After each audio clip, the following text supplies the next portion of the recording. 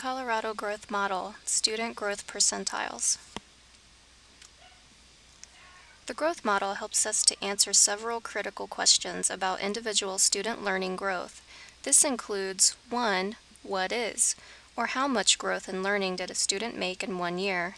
2. What could be, or how did this student's growth compare to other students with a similar score history?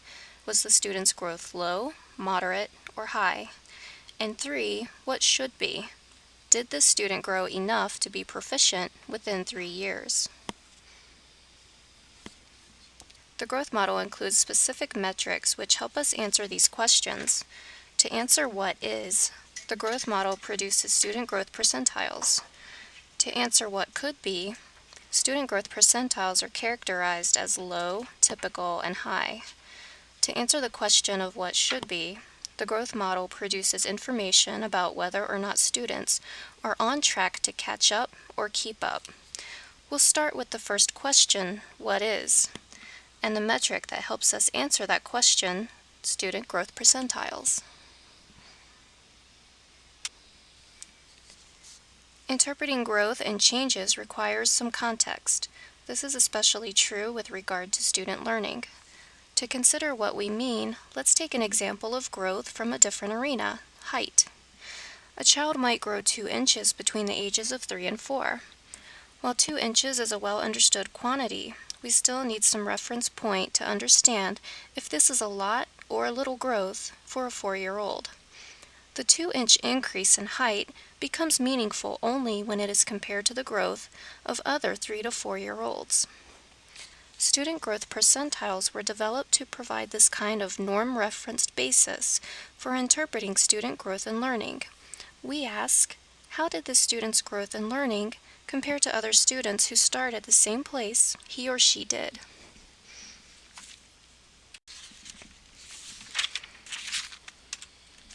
To understand how growth and learning is contextualized as part of the growth model, we first need a quick refresher on percentiles. We all know what a percentage is. It's a way of expressing a fraction out of 100. For example, 1 out of 17 is 5.9%. A percentile is a little different. It tells us how any particular score compares to the full set of scores. We interpret that percentile score directly. It tells us what percentage of all the other scores are at the same level or lower. For example, let's say your pediatrician told you that your child's height is at the 60th percentile. That means that he is as tall or taller than 60% of other kids his age, somewhat above average. A 99th percentile score means that he is as tall or taller than 99% of other kids. Or to put it another way, he is in the top 1% for his age and height. The 50th percentile is the middle, so it is an average score. Numbers lower than 50 are below the average on that measure. In the case of the Colorado Growth Model, the interpretation of a growth percentile is very similar to, but slightly different from the general interpretation of a percentile. Both range from 1 to 99, but a percentile generally indicates that the relative standing of a student's score to the norm group. In other words, how a particular compares with all others taking the same test. The growth percentile does not compare a student's test score to all others taking the test, but rather only to that of his or her academic peers, or those students with a similar score history. The growth percentile describes how the student's most recent score can be understood. Was it high, about what you had expected, or low, based on comparison with other students who scored similarly in prior years?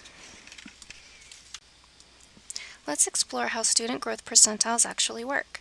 We'll consider the example of calculating student growth percentiles for 4th grade students in math. We start with data from all 4th grade students in the state. A subset of those 4th graders is represented here. First, we put these students into their academic peer groups, in other words, with other students that scored similarly in prior years in math, in this case based on their 3rd grade math scores. We group them with students who had similarly low, medium, or high 3rd grade scores. This is their academic peer groups.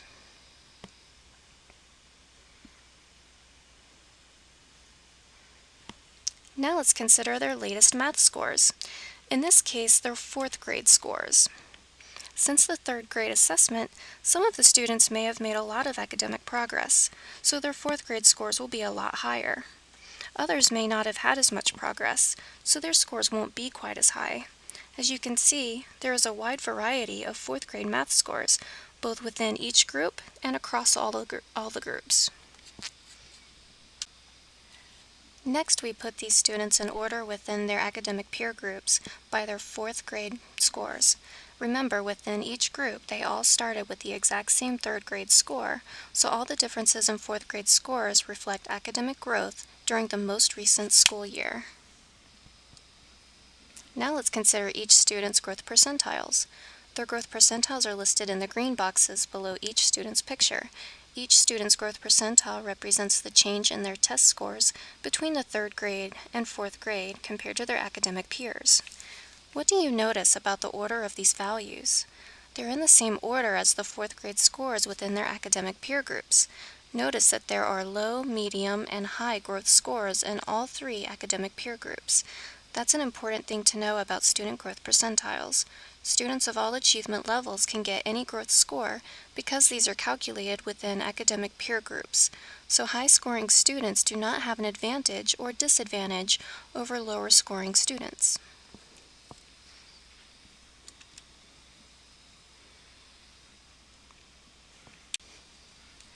Student growth percentiles are calculated for individual students in a given content area, math, reading, or writing.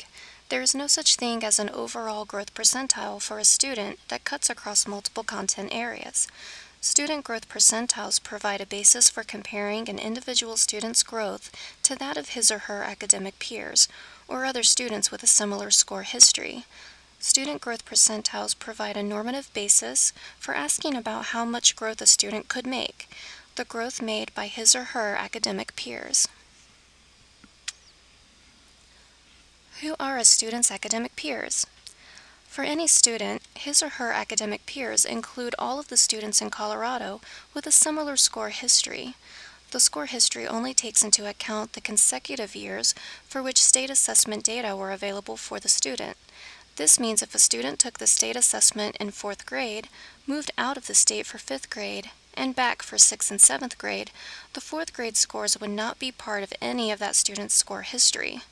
If a student changes districts, it does not impact their score history. Academic peers are only based on score history. They aren't based on student characteristics. Each calculation of a student's growth percentile uses all of the assessment score history for that student and all of the other students who took the state assessment in the same years he or she did.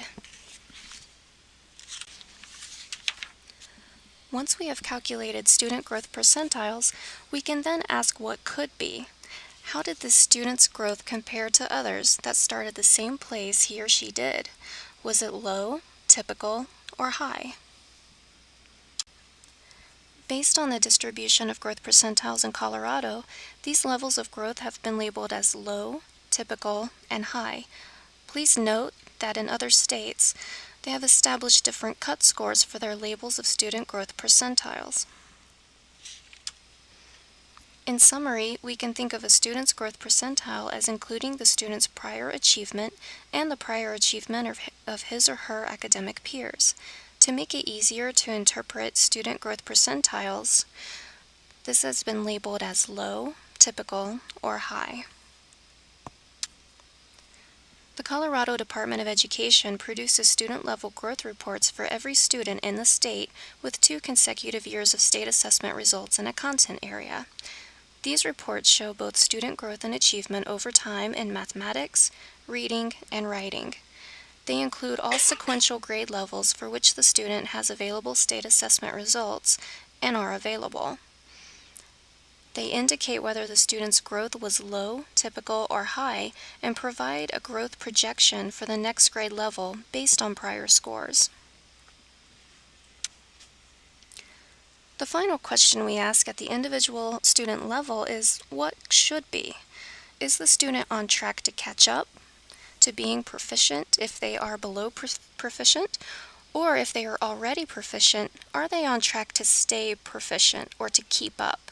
For students who are currently proficient, we can also ask if they are on track to move up and to advance. Critical to answering the question what should be is whether or not all students will be ready for post-secondary education or to enter the workforce when they graduate. That means checking at each step along the way to see if students are making enough progress to meet that goal. For students who are currently below proficient, what we want to know is the student on track to catch up to be proficient? For students who are currently proficient or above, what we want to know is the student on track to keep up or stay at least proficient for the next few years? How much growth is enough growth? That will depend on the individual student's current level of achievement. Determinations of the adequacy of growth are based on growth toward an achievement goal, in other words, growth to proficiency. Is the student growing at a rate that would result in him or her becoming or staying proficient? To do this, student growth percentile analyses are used to calculate growth trajectories to each student. These trajectories indicate the level of performance, proficient or not, current growth rates will lead to. Then these growth trajectories can be used to determine if current growth rates are good enough. In other words, is the current rate of growth enough that this student would either reach proficiency or stay proficient? This growth to standard approach was approved as part of Colorado's ESEA waiver application. 2 additional growth metrics have been defined to help answer the question, is the student's growth good enough? Catch-up growth for students currently below proficient, and keep-up growth for students who are currently proficient. First, let's consider catch-up growth. To be eligible to make catch-up growth, a student must score below proficient in the previous year. Then, to make catch-up growth, the student would need to demonstrate enough growth to reach proficient achievement within the next 3 years or by the 10th grade. First, we see the student's prior year performance for 2013 in the 6th grade and their current performance, the blue dot, for 2014. This student made growth at the 55th percentile from the prior year to the current year. This also shows the growth percentile this student would have needed to cross the line into proficient performance from the prior year to the current year, or the 95th percentile. We can see that the student did not catch up in this year. This student had 55th percentile growth, which was less than the 95th percentile she needed, but the 95th is the number that we need to remember for now. Let's take a look at the growth percentile the student would have needed to catch up in the next year, in 2015.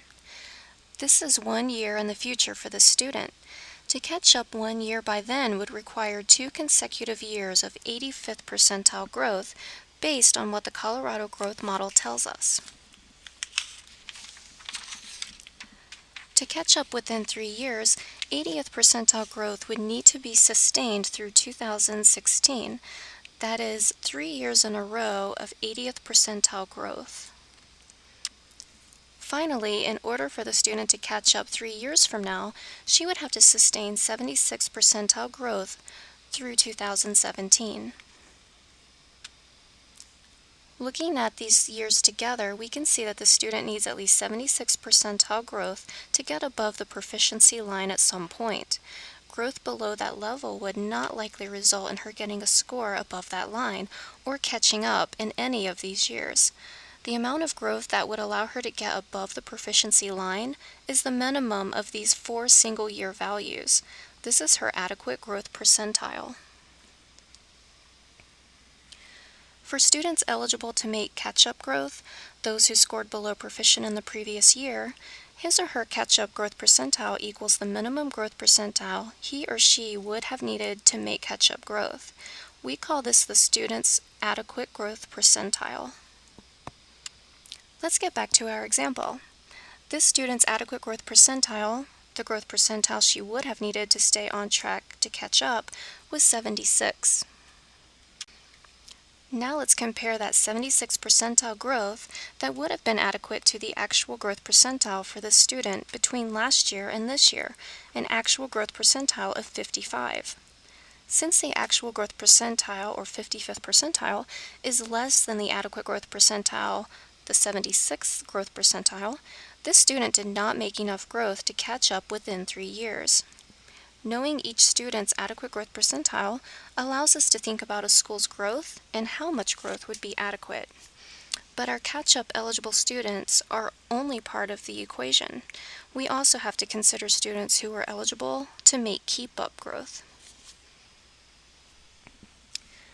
Keeping up is a little different from catching up. First, to be eligible to make keep-up growth, the student needs to have scored at the proficient level or better in the previous years. To make keep-up growth, the student who is already proficient needs to stay above the proficiency line for the next 3 years or until 8th grade, whichever comes first. He or she needs to demonstrate growth adequate to maintain proficiency for the next 3 years or until 10th grade, whichever comes first. Let's take a look at another student example. This student was in the middle of the proficient performance category in 2013. She made 79th percentile growth between 2013 and 2014. We can see in this visual that this student would have stayed above the proficiency line with any growth percentile at or above 12th percentile in this first year. But that isn't all. The student has to stay above that line for the 3 years after that as well. To stay above that proficiency line for the next year in 2015, this student would need 25th percentile growth or better for 2 consecutive years. This takes it out 2 years from now. The student would need at least 3 consecutive years of 38th percentile growth to keep up. Here we see 3 years into the future that the student would have needed 50th percentile growth to keep up. Looking at these years together, we can see that this student needs at least 50th percentile growth to stay above the proficiency line. Growth below that level would likely put her below proficient at some point in time in those 4 years.